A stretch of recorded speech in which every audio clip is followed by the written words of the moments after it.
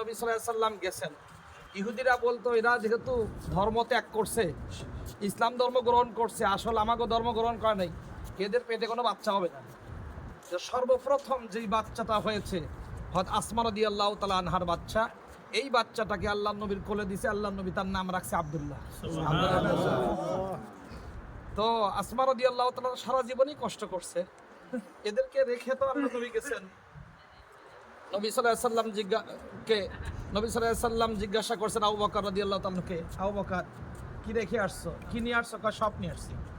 কি রেখে আসছো? কা সব রেখে আসছি, ঘরে কিছুই নেই। তো এইরকম ত্যাগ তিতিক্ষা স্বীকার করে যেই পরিবার ইসলামের উপর টিকেছিলেন, যে ছিল, সেই পরিবার হলো আবু বকর সিদ্দিক রাদিয়াল্লাহু তাআলা। অথচ উনি এই মক্কার জমিনে ধনীদের একজন ছিলেন, সবচেয়ে বেশি ধনী ছিলেন উসমান গনি রাদিয়াল্লাহু তাআলা। তো সেই যখন আল্লাহ নবী চলে গেলেন, এরপরে 4 খলিফা চলে গেলেন দুনিয়ার থেকে। এরপরে আব্দুল্লাহ ইবনে জুবায়ের, উনি ইয়াজিদের হাতে বায়াত হন নাই। আব্দুল্লাহ ইবনে জুবায়ের, হুসাইন রাদিয়াল্লাহু তাআলা আরো কয়েকজন, আর সবাই বায়াত হয়ে গেছেন। প্রথম ভালো ছিল, সাহাবায়ে কেরাম মশওয়ারা ক্রমে অধিকাংশ বায়াত হয়ে গেছে, তো এরা হন নাই। উনি মদিনার থেকে মক্কায় চলে আসছেন আব্দুল্লাহ ইবনে জুবায়ের। উনি এখানে এসে মক্কা দখল করে পুরাটা এখানে ইসলাম মোতাবেক হুকুমত চালাইছেন। তা হাজ্জাজ বিন ইউসুফকে পাঠানো হয়েছে অভিযান চালানোর জন্য। যে হাজ্জাজ বিন ইউসুফ তখন মক্কার উপরে চড়াও হয়েছে, তো আব্দুল্লাহ ইবনে জুবায়েরকে এর বাহিনীর সাথে যুদ্ধ। তো আসমা রাদিয়াল্লাহু তাআলা না বলছেন নিজের সন্তানকে, আব্দুল্লাহ ইবনে জুবায়ের নিজের মার কাছে গেছেন, মা আমি তো যাচ্ছি, যুদ্ধের ময়দানে যাব না, এখান থেকে আমি আত্মসমর্পণ করবো না পালাবো, কোনটা করবো কও? তুমি আমার দুধ পান করছো আর তুমি অন্য কিছু বলো, সম্ভব না, তুমি যুদ্ধ করো। তারপরে যুদ্ধের পোশাক পরিধান করে গেছে, না আমার সন্তান, তুমি আমার দুধ পান করছো আর তুমি এই যুদ্ধের পোশাক পরে যাবা, তার মানে তোমার তো মৃত্যুর ভয় হবে না, খালি করাইছেন। এরপরে উনি অভিযান চালাইছেন, এরপরে তাকে শহীদ করা হয়েছে। শহীদ করার পরে যখন তাকে লটকায় রাখা হয়েছে, আব্দুল্লাহ ইবনে ওমর রাদিয়াল্লাহু তাআলা আনহু পাশ দিয়ে বলছে, যাচ্ছে, হায় রে তুমি, ও আব্দুল্লাহ, তোমার তো ওরা দুনিয়া নষ্ট করছে, কিন্তু যে দুনিয়া নষ্ট করছে তার তো আখিরাত শেষ হয়ে গেছে, কেন মজলুম না? এরপরে আসমা রাদিয়াল্লাহু তাআলা আনহাকে ওরা জাতুন নিতাকাইন বলে ডাকতো, জাতুন নিতাকাইন, এই কথা বলে মানে গালি দিত আর কি, আঘাত করে, ওই যে কষ্ট দিয়ে কথা কয়। আসমা রাদিয়াল্লাহু তাআলা আনহা বলছেন, তোমরা কি জানো জাতুন নিতাকাইন কাকে বলে?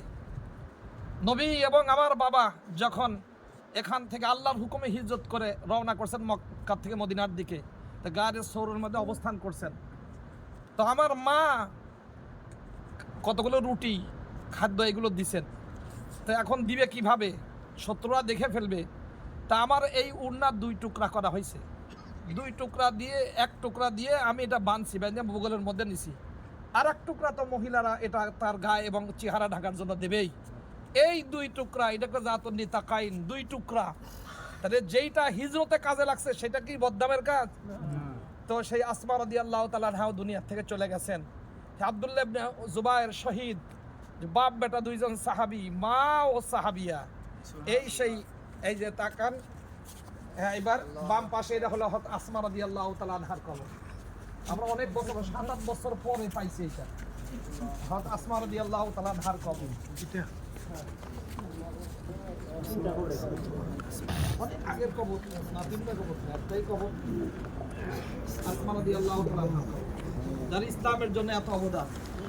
নবী সাল্লাল্লাহু আলাইহি ওয়াসাল্লাম খেজুরের বিচি কুড়ায়ে স্বামী উট আছে এটা খাওয়াইতে হয়, উনি রাস্তা থেকে বাগান থেকে কুড়ায় নিয়ে আসতেছে, আল্লাহর নবী আসতেছেন, আল্লাহ নবী বলছেন আসমা তুমি পিছনে ওঠো, না ইয়া রাসূলুল্লাহ আমি উঠবো না। তো উনি এটা মাথায় করে নিয়ে বাসায় আসছেন, তুমি কেন আসলে না? আমার স্বামী মাইন্ড করতে পারে, এই জন্য আমি কষ্ট করি, কিন্তু অন্যের আঘাত লাগুক, স্বামী খারাপ মনে করে, এটা হতে পারে না।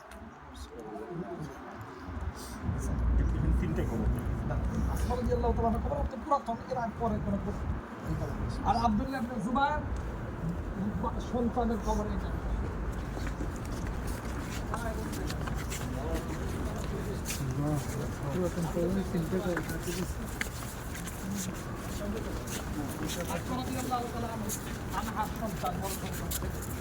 মদিনা মুনাওয়ারায় যিনি সর্বপ্রথম জন্ম নিয়েছেন, বুঝলেন, ইহুদিদের মুখে কালি দিয়ে আল্লাহ তাআলা যাকে দুনিয়াতে পাঠাইছেন এর সেই আব্দুল্লাহ ইবনে জুবায়ের। আব্দুল্লাহ যদি হাদিসের মধ্যে কোনো জায়গায় আব্দুল্লাহ আসে, তে কয়েকজন বোঝায়। এক নম্বর আব্দুল্লাহ ইবনে মাসউদ, আব্দুল্লাহ ইবনে আব্বাস, আব্দুল্লাহ ইবনে ওমর, আব্দুল্লাহ ইবনে জুবায়ের, এই চারজন বোঝায়, বুঝলেন। এরপর আবাদিল্লাহ বলে এটারে আরবিতে, আমাদের পরিভাষায়। আল্লাহু আকবার।